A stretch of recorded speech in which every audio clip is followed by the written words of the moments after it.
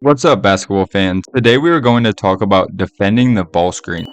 If you watch any basketball game, you will definitely see a ball screen in it. The ball screen is one of the most widely used plays in all of basketball.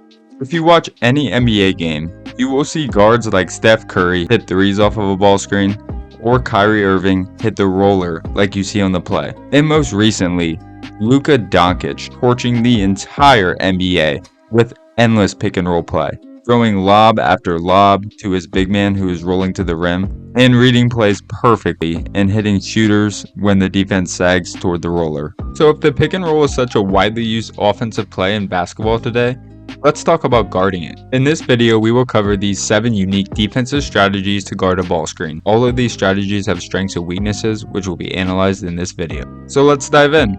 Everyone knows what a switch looks like on defense. It can be a nightmare to go against, especially when facing a team like the Peak Warriors that has the defenders that switch all screens and not put itself in a mismatch defensively. But in this video, we are going to take switching a step further with the pre-switch. When a defense switches a ball screen, it can actually be good for the offense. It can lead to size advantages in the post, and switching can also lead to a speed advantage when a slow post player switches onto a point guard. This usually leads to the guard getting to the paint and shooting a layup or drawing an extra defender for a kick-out three. In this scenario, the guard is waving off the initial ball screen and calls the center for another screen. This is more advantageous for the offense as it puts the slower defender in screening action. This creates a better mismatch for the offense, which the guard eventually takes advantage of. This is where pre-switching comes into play. Pre-switching fixes this mismatch problem for a defense that wants to switch all ball screens. On this play, the Celtics use a pre-switch. Pay attention to the 3 Celtics defenders in white. The Celtics like to switch all screens. Cleveland wants to put Boston's worst perimeter defender, Porzingis, in a ball screen. The Celtics first pre-switch Brown, and then Holiday to ensure Porzingis is not a part of the ball screen. On this play, the Celtics again pre-switch, but with Pritchard and Porzingis this time. It takes recognition and communication from Porzingis to Pritchard pre-switch. The end result is Derek White stealing the ball for a breakaway layup. Now, if you have the privilege of having a 7-foot big man that can move their feet, then pre-switching is not necessary. For every other team, this is a useful strategy. Our next ball screen defensive coverage is jam and go under. Jamming a screen refers to the person guarding the screen pushing the screener forward up toward half court. Then the person guarding the ball handler goes under the screen. This really is a perfect example of jamming a screen. Curry pushes the screener forward and Klay Thompson goes under. Textbook. So let's move on to our next topic. Pay attention to this player. A drop occurs when the screener's defender drops into the paint when the ball screen is being set. A large weakness of drop coverage is the pick and pop.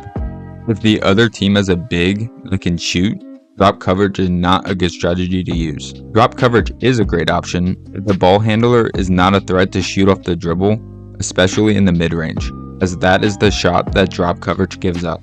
Ice coverage is similar to drop.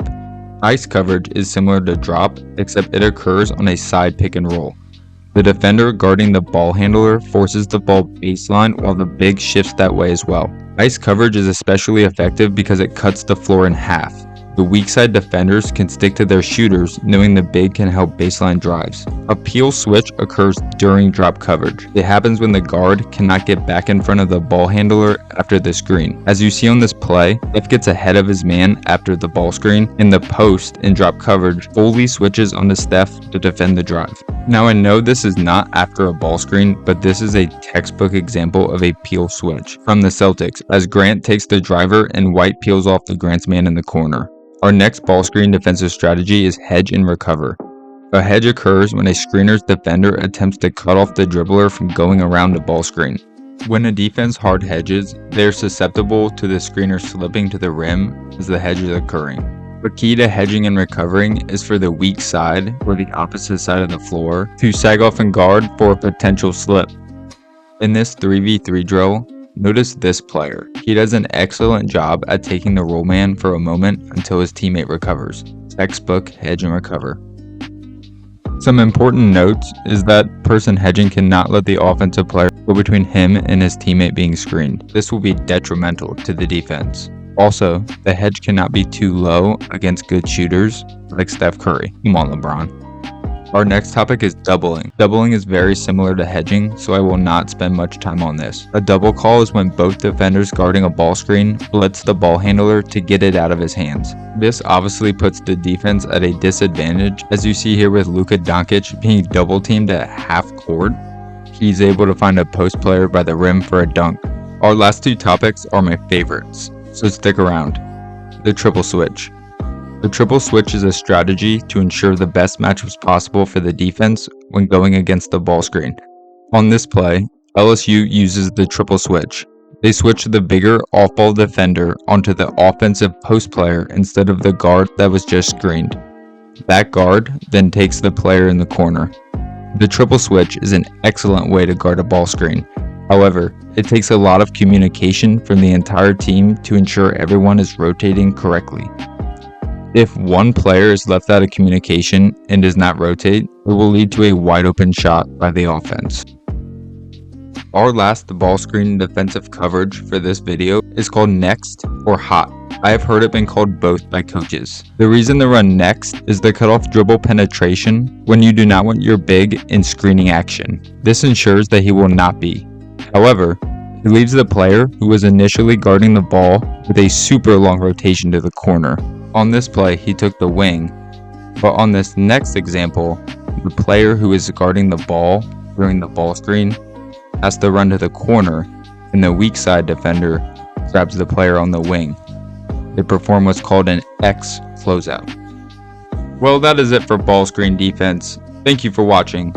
As we've seen, there are numerous ways to defend the ball screen, each with its own set of strengths and weaknesses.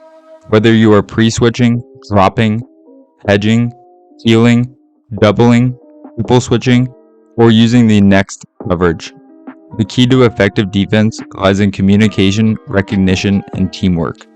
Remember, no single strategy is perfect for every situation. It is crucial to understand the strengths and weaknesses of both your team and your opponents to choose the right defensive coverage. If you found this video helpful, make sure to hit the like button and subscribe to Buckets Basketball for more insights, tips, and strategies to elevate your basketball game. Don't forget to leave a comment with your thoughts or questions. I love hearing from you. See you next time on Buckets Basketball.